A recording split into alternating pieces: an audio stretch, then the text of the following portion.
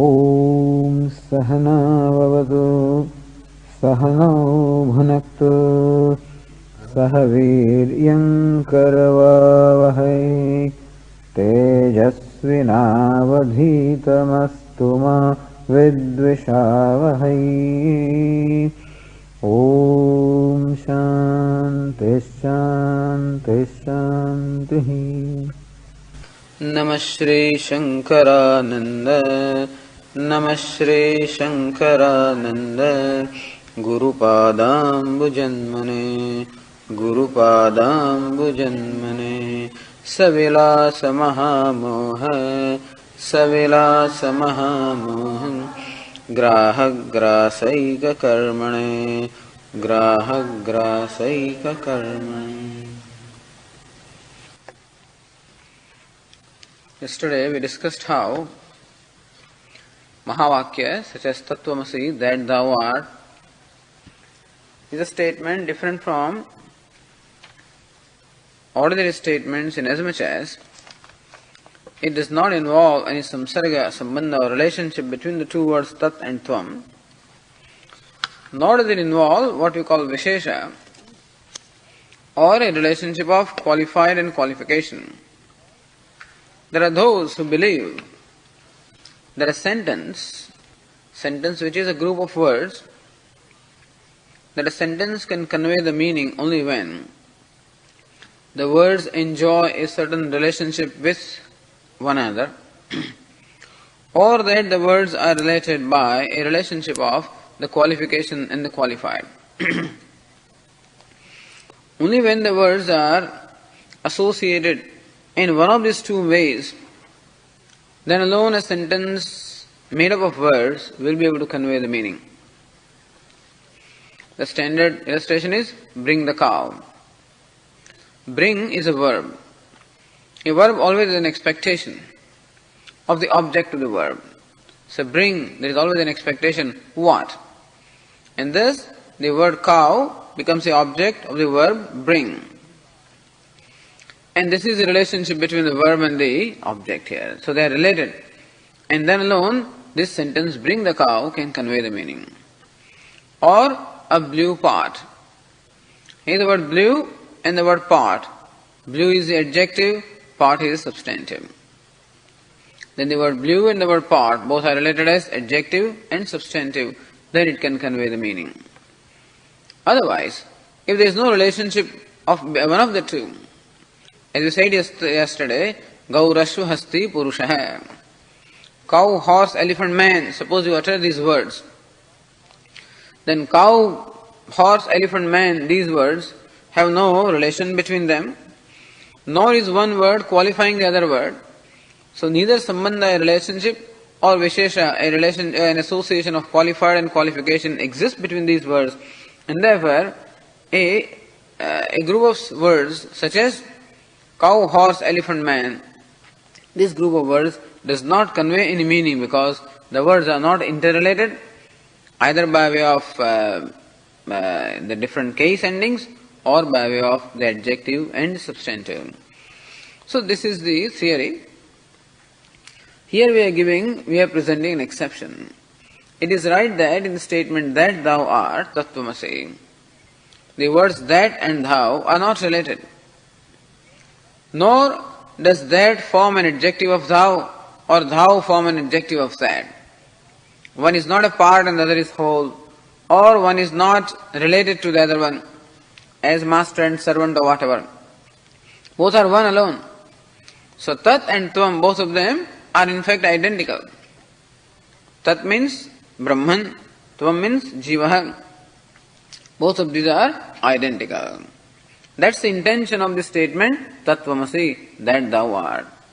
We say that this is a peculiar or a unique kind of a statement, which is a statement of fact, which reveals a certain fact.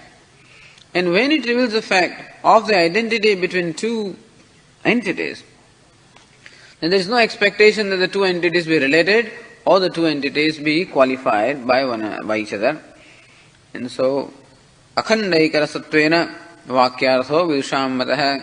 The wise people's opinion is that this statement, Tattvamasi, that thou art, conveys its meaning in as much as both that and thou, both of them are one alone, one undivided, indivisible essence. That is what each of them represents. In this manner alone, this statement conveys the meaning. And since tat and tvam, that and thou, are apparently contradictory in nature, as we discussed yesterday, thou meaning the individual is limited in every respect, and that meaning the Lord is limitless in every respect. So apparently both these entities are totally contradictory in nature. And still the Upanishad declares an identity between the two.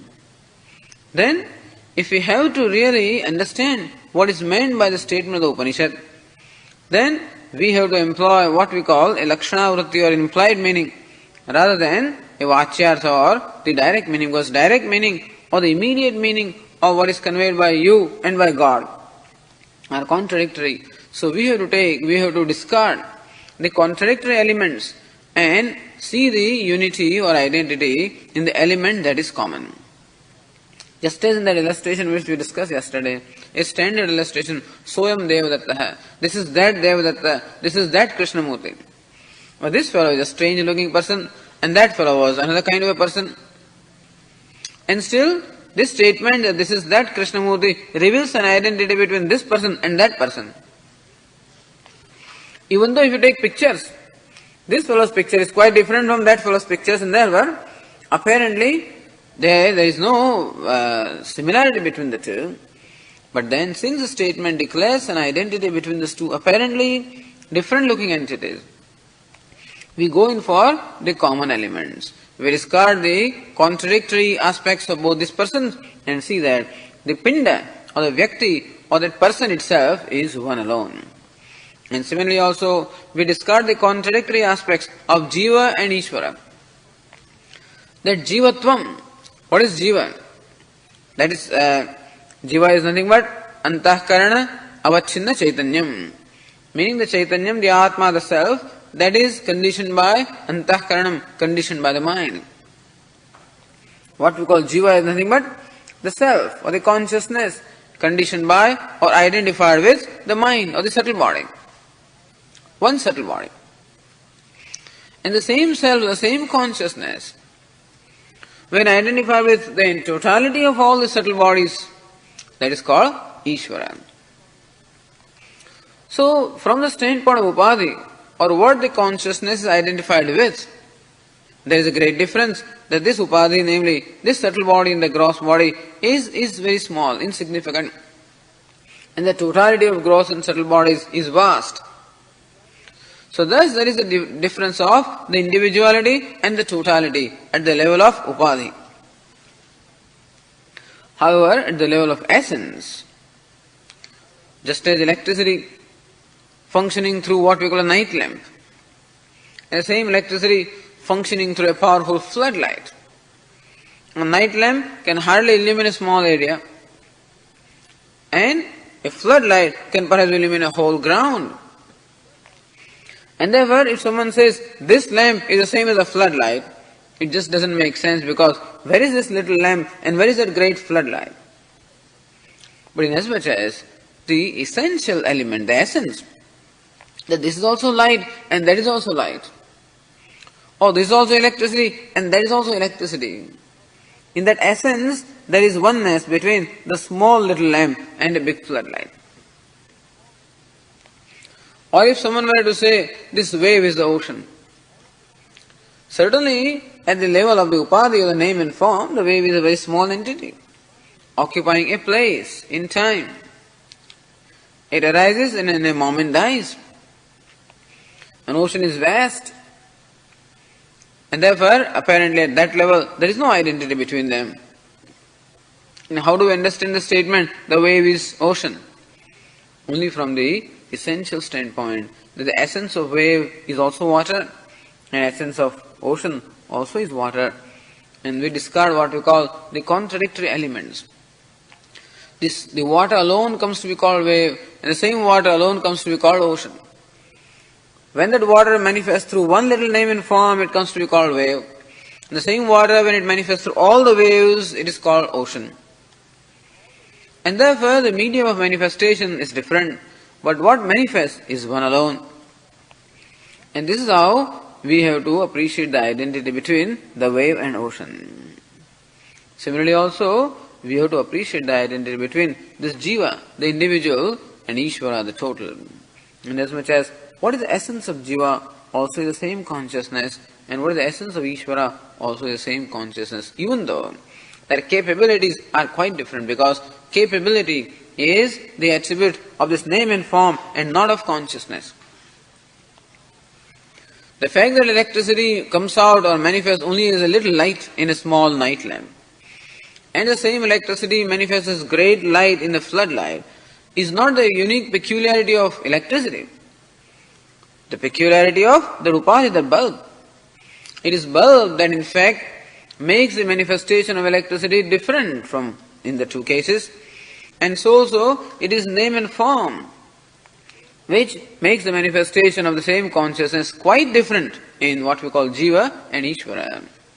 But what manifests, namely Chaitanya or consciousness, is one alone.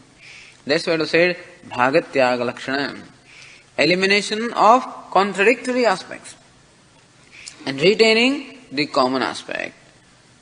Eliminating or the contradictory aspect, this name and form, and retaining the common aspect, namely the consciousness. As the Mundaka Upanishad says, just as from a blazing fire, countless sparks emerge. Looks like a spark is so small and fire is so big. But the spark is fire. Is spark a fraction of fire? No, spark is fire. What is fraction? Fraction, that same fire, when associated with a small carbon particle, comes to be called a spark. And same fire, when associated with a large log of wood, comes to be called fire. But fire doesn't really have dimension. What is fire is nothing but heat and light. So it is principle of heat and principle of light that is called fire, not a dimension or size. Although when we draw fire, we always draw a particular flame, that shape, and we call it fire. But that is not fire. Fire is the heat and light. Spark also is the same heat and light. And big conflagration also is the same heat and light. And therefore, from the standpoint of the essence, namely heat and light, a spark is the same as a big fire. Similarly also, from the standpoint of the essence, what is the essence? I am is the essence of me. Not what I am, because what I am keeps on varying constantly, happy and happy, whatnot. But I am is the invariable element about me. That I am aware. What I am aware of keeps on changing. Now I am aware of some people, then I am aware of the sky, then I am aware of something else. What I am aware of keeps on changing. But that I am aware, that remains the same. In the waking state, dream state, even in a deep sleep state. When in deep sleep, I am aware of nothing in particular. I am aware of the absence of everything.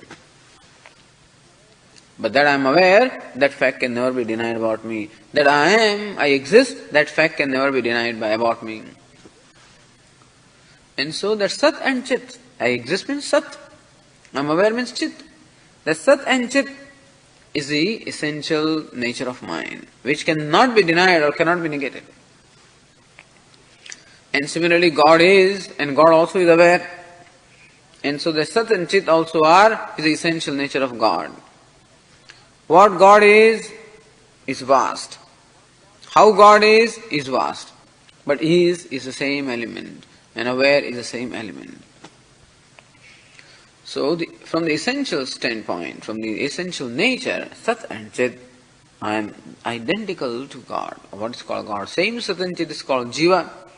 When functioning through this name and form, same as Sat and Chit is called Ishvara, when manifesting through the totality of names and forms.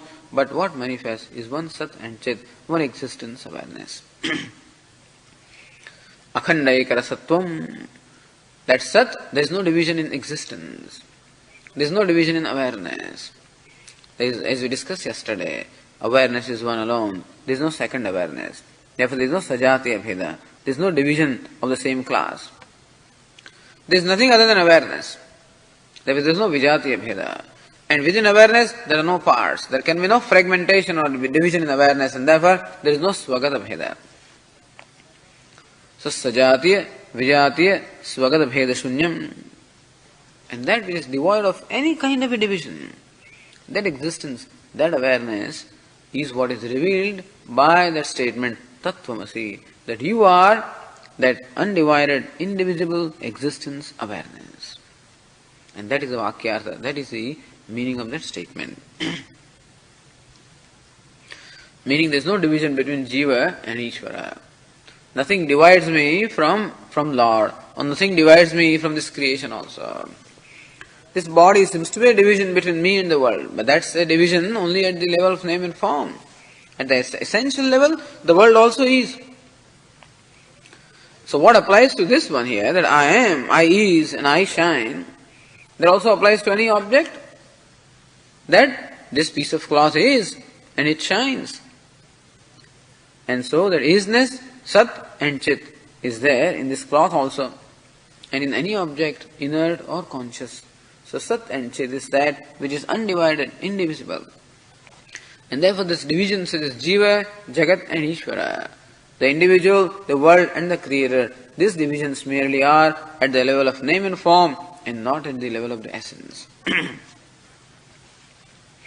And that is the meaning of, that is what is conveyed by the Mahavakya, by the great statement or the profound statement or major statement called Tattvamasi, that thou art. Now continuing the discussion in the verse 76, it is said, Akhandaikarasam Vakyartham Darshayati. The author proceeds to show how Akhandaikarasam Vakyartham, the meaning of the Vakya is Akhanda Ekarasa, that the indivisible essence, Akhanda meaning indivisible, Rasa means essence. The indivisible essence alone is the truth about individual, about creator, about creation. That is being shown in the verse 76. Pratyak bodhoya abhati, Pratyak bodhoya abhati, Sodvayananda lakshana, Sodvayananda lakshana, Advayananda rupascha, Nanda rupascha, Pratyak bodhaika lakshana, Pratyak bodhaika lakshana. Pratyak bodha yah abhati. Yah pratyak bodha. Pratyak means inner. The commentators explain these words pratyak. Pratyak word is made up of two elements, prati and ak. So, prati means pratikulyena. Pratyach is the word in fact. So pratikulyena, pratyanch is a word of which the nominative singular is pratyak. So pratyak, pratyanchau, pratyanchaha. That is how the declensions go. Nominative singular is pratyak, but the substantive that is pratyanch. Prati plus anch becomes pratyanch. What is prati? Pratikulyena. Anch means anchati, prakashate iti pratyak. Prakasha, that which shines, pratikulyena, in a reverse manner, is called pratyak. Atma, the self, is that which shines something totally opposed to everything, opposed to the creation. Creation is inert. Atma is Chetana, is conscious. Creation is unreal. Atma is real. Creation is of the nature of dukkha or grief, is a source of grief. Atma is a source of happiness. So creation is changing, Atma is changeless. In every respect, Atma or the self is that which is totally contradictory to the universe. So that which shines in a manner which is totally contradictory to everything else is called pratyak. Or pratyak means inner or the self. So pratyak bodha. That pratyak bodha or that inner bodha means knowledge or awareness. That awareness that is the inside awareness as opposed to the outside things. So the indwelling awareness or awareness that is the nature of the self. Yah abhati, yah sphurati, that which shines. Yah pratyak bodha, sarvantara, chidatma abhati. So that which is the indwelling essence, pratyak bodha, They both have the knowledge that is the indwelling essence of everything. Buddhyadi sakshittvena spurati, and that which shines. How does the self shine? How does the indwelling essence shine? Buddhyadi sakshittvena, as sakshi, as a very witness of buddhyadi, a witness of the mind, intellect, etc. So who is the self? Self is that which shines as the very witness, the very illuminator of the mind, of the sense organs, of the body, of the whole universe. So beginning from my intellect, to the mind, to the sense organs, to the body, and to the universe, in fact, self illumines everything. The objects outside are illumined by my sense organs. The sense organs are illumined by the mind is illumined by the intellect, and the intellect is illumined by the self. In that manner, buddhyadi sakshitvena abhati spurati. So that which shines, or that which reveals itself, spurati, that which is self-shining as the very witness of everything beginning from the intellect right up to the whole universe. That is self. Sa advayananda lakshanaha. That self alone is Paramatma. He alone is the Lord. This self alone is the Lord. What's the nature of Lord or Paramatma? Atma alone is Paramatma. Parama means what? Limitless. The self alone is limitless. How saha advayananda lakshanaha. That self which shines as a very witness in my heart. The heart is not the location heart. Heart means as a very core, or the core of my being. So the self that shines as the very core of my being, which illumines everything and which witnesses everything as though. He is Advayananda Lakshanaha. He is of the nature of Advaya Ananda. Advaya means non-dual. Ananda means fullness. So actually these are the characteristics of Ishvara, or the Lord. Ishvara is the nature of Advayananda generally. Satyam Jnanam Anantam Brahma. So in fact, Brahman or Paramatma is supposed to be Satyam, Jnanam, Anantam. Satyam meaning changeless, Jnanam awareness, Anantam means limitless. And they are also the characteristics of this self here. Because self is Advaya. Atma is one alone. There are not many self. The one who is witness in this heart of this thought also is a witness of the thoughts in everyone's mind. So witnesses are not many. Witness is one alone, one who simultaneously witnesses or illumines all the thoughts, all the minds, all the intellects, the whole creation. And who is Ananda Lakshanaha, who is Ananda because he is full, complete of the nature of happiness. Happiness always is synonymous with fullness. I feel happy when there is a sense of fulfillment or fullness. I can never experience happiness when I feel empty within. I can experience happiness only when I have a sense of fulfillment. So happiness and fullness, both of them, in fact, are one alone. And this self is of the nature of happiness. Why? Because whenever I experience any moment of happiness, whenever I feel very happy, what happens is, I am with myself. So it appears as though the object gives me happiness. But what the object does is, it just brings me to myself. I get absorbed in myself. And therefore, the happiness that I experience in presence of a desirable object is nothing but the happiness that is the self. So Adviti Ananda Rupaha Paramatma Ityarthaha. And therefore, this self indeed is Paramatma, Paramatma. So Atma is Parama. Parama means Deshakala Vastu Paricheda Shunya. The self that is devoid of any limitation of time, place or objectivity is called Parama. So Paramatma, the limitless self. This self indeed is the limitless self because it is non-dual. We think that my self is different from yourself and different from someone else's self. That is not the case because in self there are no divisions. Yes, this body is different from that body. True. This mind is different from that mind. True. But not the self. We think that the self is unhappy, sad. Not so. Sadness, unhappiness is not there. It is in the mind, you may say. And that also arises on account of ignorance. And so, however, inherently, self is full and complete.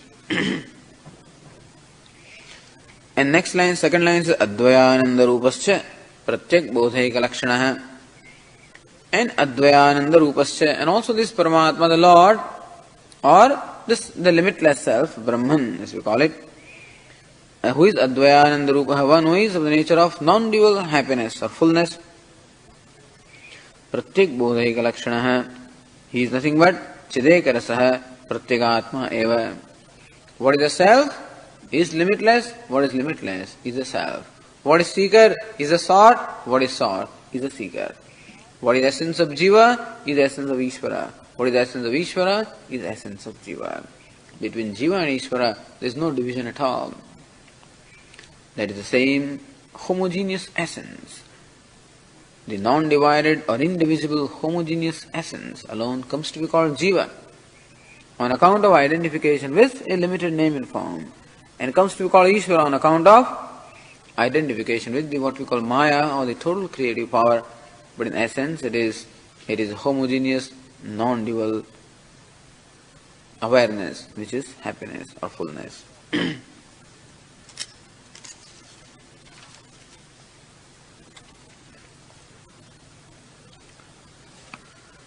Then continuing says, Evam akhandartha bodhena kim syat. Suppose you come to know this, so what?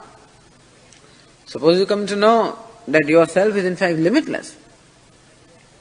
Limitless is yourself. Suppose you come to know, so what happens? What happens when the knowledge takes place? Kim syat, what happens? That is being answered in the verse 77.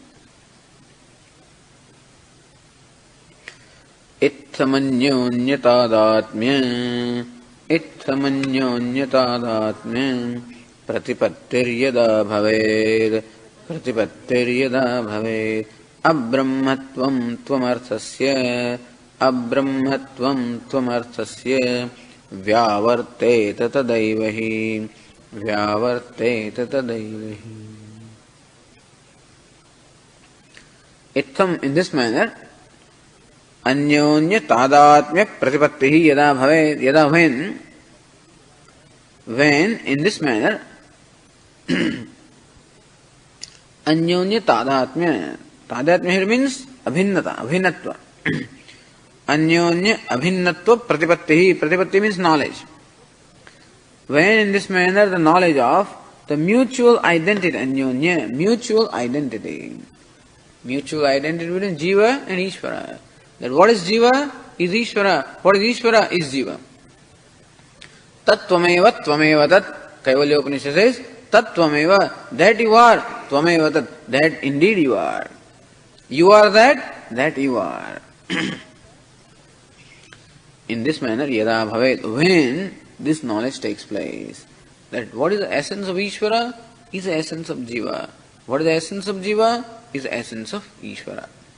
Yadeveha tadamutra, yadamutra tadanviha. Kathopanishad says, what is here is there, what is there is here. Why is it there? There because we think that Ishvara is there, Lord is there. And what is here? We think that here is only a Jiva or a limited individual.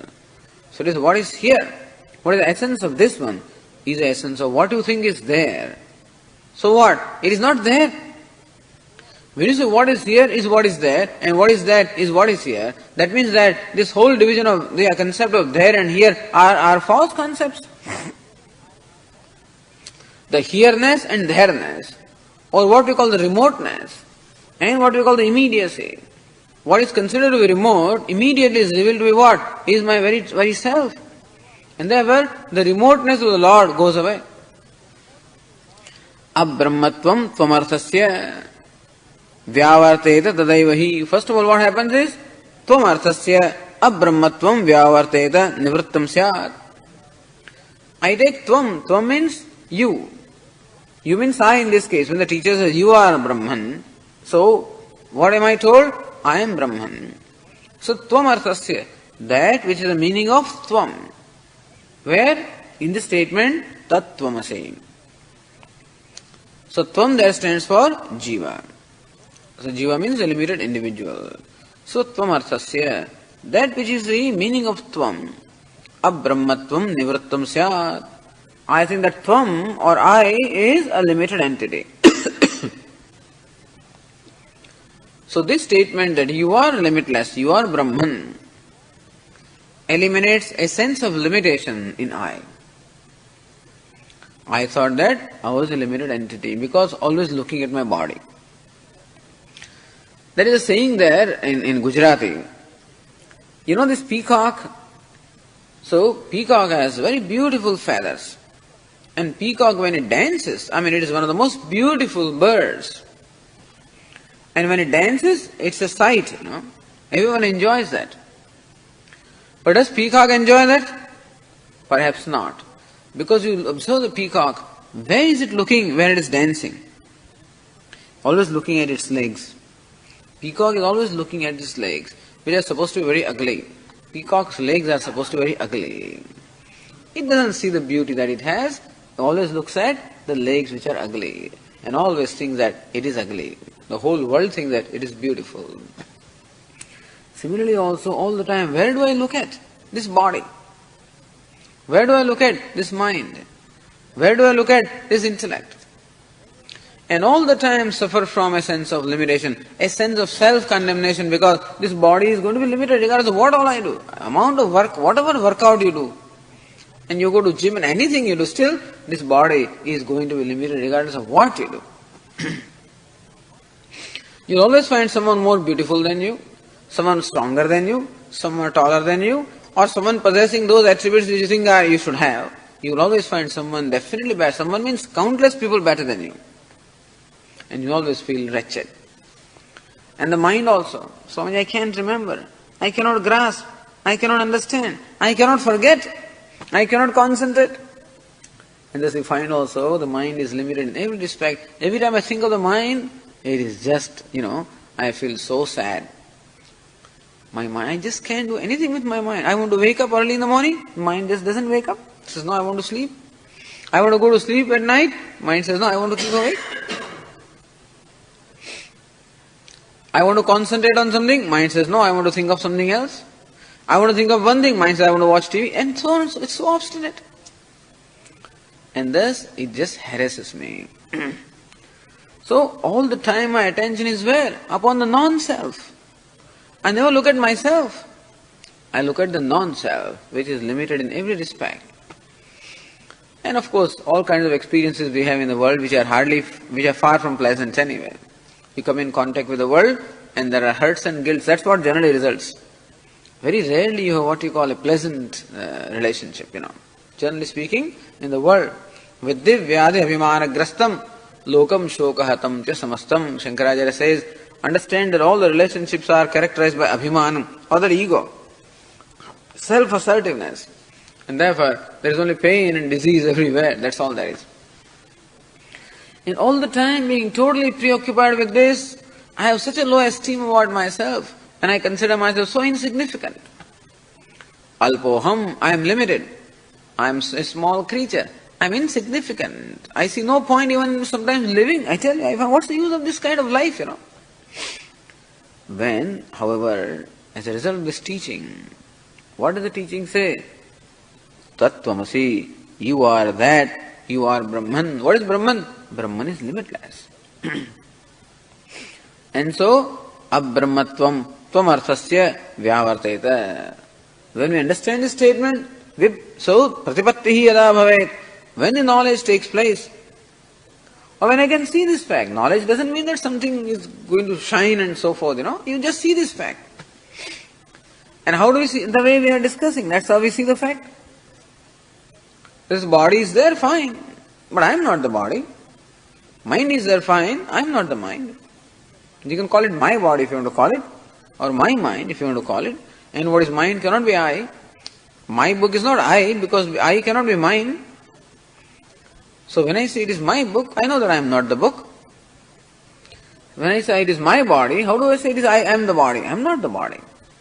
It is my body. So why should I compete? Why should I have to subject this body, into some kind of a comparisons and stuff like that? But we always do. And the mind also, it is my mind. Whatever it has some abilities, some limitations, whatever it is.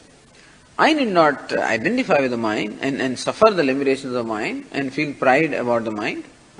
Since I want to feel proud, therefore I have to suffer limitation also, humiliation also. Because they are like the two sides of a coin. Pride always comes with humiliation, always comes with pride. I stop taking pride and I will not be humiliated also. Anyway, what I am saying is, when I stop evaluating myself all the time from the standpoint of the body and the mind and this upadhi, this name and form, then alone I will be able to appreciate my true. That is called meditation. All that we try to do in meditation is nothing but stopping to evaluate myself from the standpoint of the body and the mind.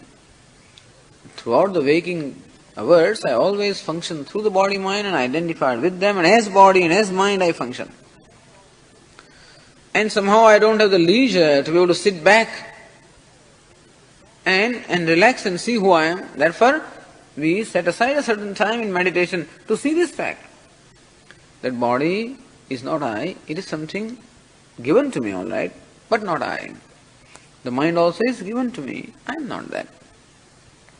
Who am I? I am the witness that illumines the body, illumines the mind. And what's the nature of this witness? Is awareness.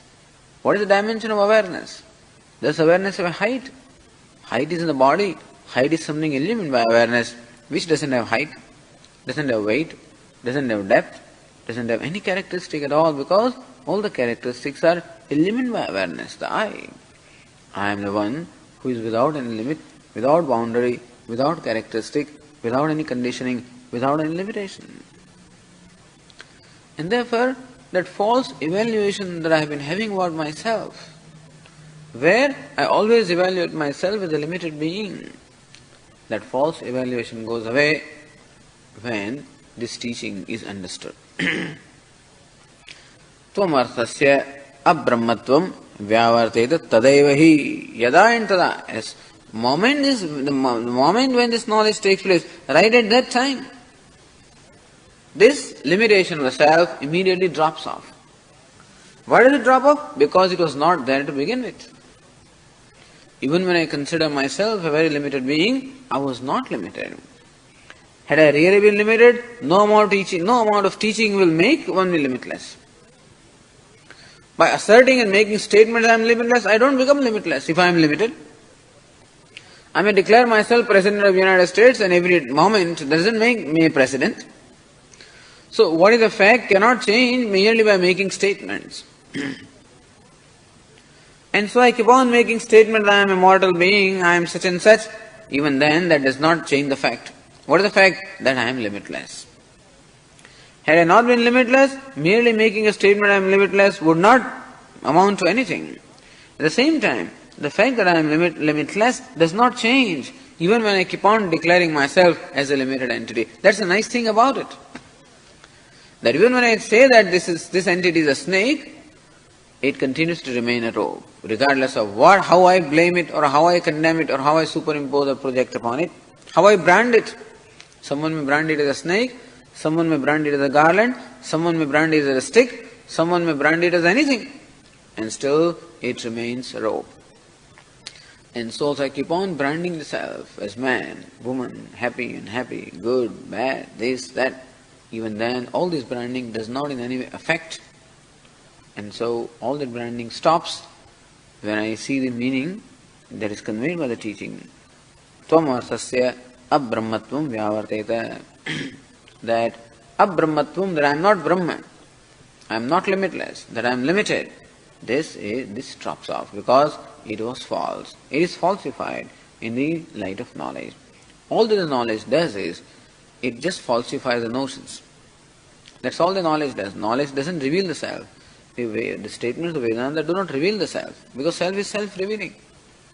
All the statements of Vedanta do is, whatever notions we entertain or misconceptions that we entertain about the self, they are revealed as notions, and that's how they drop. And subsequently, in the verse 78, what else happens that also is being said here?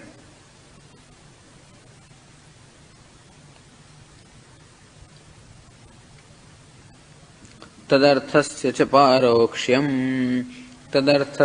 paroksham यद्येवं किन्ततः शृणु यद्येवं किन्ततः शृणु पूर्णानन्दैकरूपेण पूर्णानन्दैकरूपेण प्रत्यग्बोधोऽवतिष्ठते बोधोऽवतिष्ठते. Just as त्वमर्थस्य अब्रह्मत्वं व्यावर्तेत तथैव तदर्थस्य पारोक्ष्यं व्यावर्तेत. Second thing that happens is paroksham, the remoteness of tadartha. Tad, as we said, is that, meaning Ishvara. And instinctively, I take Ishvara or Lord as someone different from me, someone away from me, one who is remote. So that limitless or the Lord is always taken to be remote.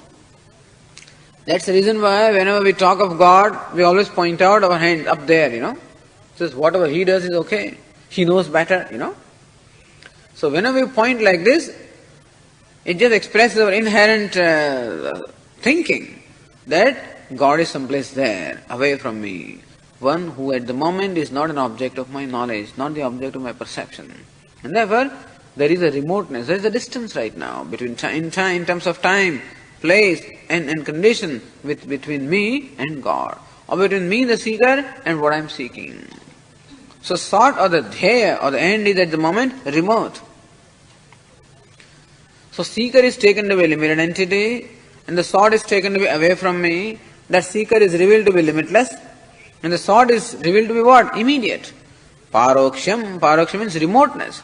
So similarly also the remoteness of Brahman or remoteness of Ishvara also is eliminated. That also drops off. So this statement, such a simple statement, does wonderful thing. Tat tvamasi, that thou art. By placing that and thou in the same locus and revealing the identity between the two, it is said that tvam means I am what? I am immediate to myself. There is no distance between I and I, isn't it? So self is immediate, my very being. And when it is said the self is Brahman, what is revealed? That Brahman is my very being, not away from me at all. It is my very being. And again, when it is said that Tattvam, that Brahman is you, then Brahman is limitless. That means that my being is limitless, myself is limitless. That Brahman is the very self, and the self is limitless. So I thought Brahman, what I am seeking is something away from me. Just the 10th man is seeking. What the 10th man? And that is a statement. Tvam dashamosi, you are the 10th man. Then what happens? This statement does two things. He thought that he was the 9th man or he was someone other than 10th man. So 9th man-ness of the 10th man, that is eliminated. And he thought that the 10th man is away from me, 10th man is lost, is to be found somewhere. And so he thought 10th man was remote. The remoteness of the 10th man also is eliminated. And he discovered the self as the 10th man. So Tvam Dashamosi, you are the 10th man. It in fact eliminates two notions. Two fundamental notions. One notion is, I am a limited being, I am bound, I am small. This notion. And secondly, what I am seeking is away from me. I have to reach that in time, or I have to reach that in place, or I have to become that. Both of these notions are eliminated. So, tadarthasya paroksham, that the sought or the end is no more away from me. That Brahman or limitless is my very self. That is how this statement does. He says thus, akhandartha bodhena, by both of the knowledge of khandarthatvam, that there is no khanda, no division between tat and tvam, that no division between jiva and Ishvara. By that statement, that these two things happen, the jiva's sense of limitation drops off, and Ishvara, who is remote, the remoteness drops off. Okay, yadi evam kim tata, he says, okay, yadi evam, suppose this is so. Suppose now jiva is revealed to be free from limitation, and suppose Ishvara is revealed to be my very self, yadi evam, if this is so, kim tata, so what? Shrunu, then he says, listen. So the Tikakara says, Tvamarthasya pratyagatmana abrahmatvam bhranti siddha abrahmarupada tadarthasya brahmanasya paroksham parokshajnanika vishayatvam cha nivartate. Okay, we already discussed that. That on account of Bhranti of the delusion, I thought that I am limited. So that sense of limitation, which is a product of Bhranti or ignorance, that goes away. And also that Brahman is away from me, which is also a product of ignorance, that also goes away. Tatopi kim, so what? Yadi evam kim tatah. Suppose the self is revealed to be limitless. Suppose Brahman is revealed to be the self, so what? Shrunu, then listen what happens.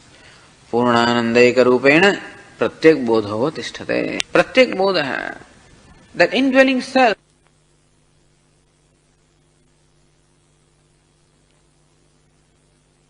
Therefore, from then on, once this knowledge comes, from then on, the self remains as what? It remains as full and complete happiness. Full, unbroken, complete happiness, which is natural or self-revealing, not acquired happiness. Then the person is happy for no reason at all.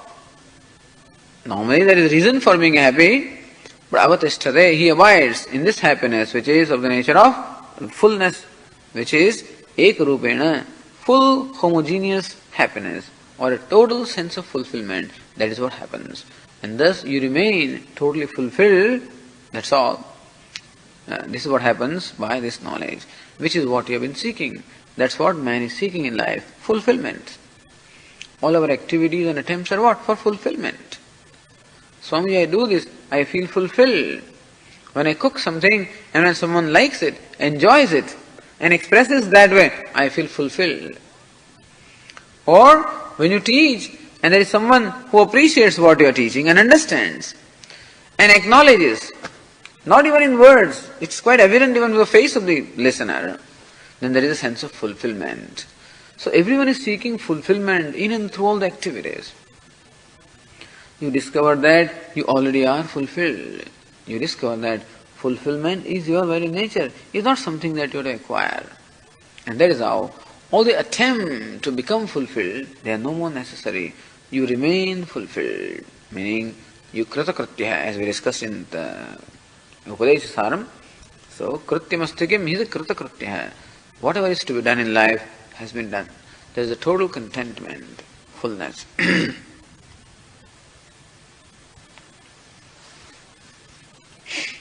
Okay, the next section we'll take up tomorrow.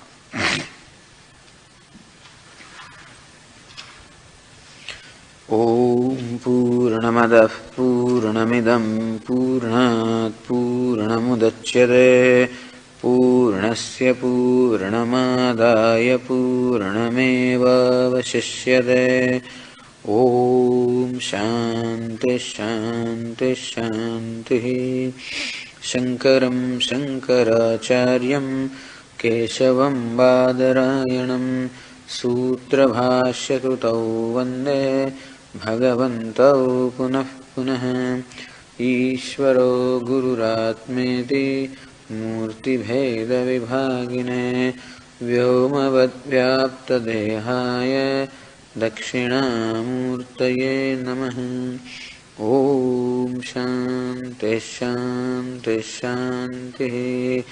Hari Om Shri Gurubhyo Namaha. Hari Om.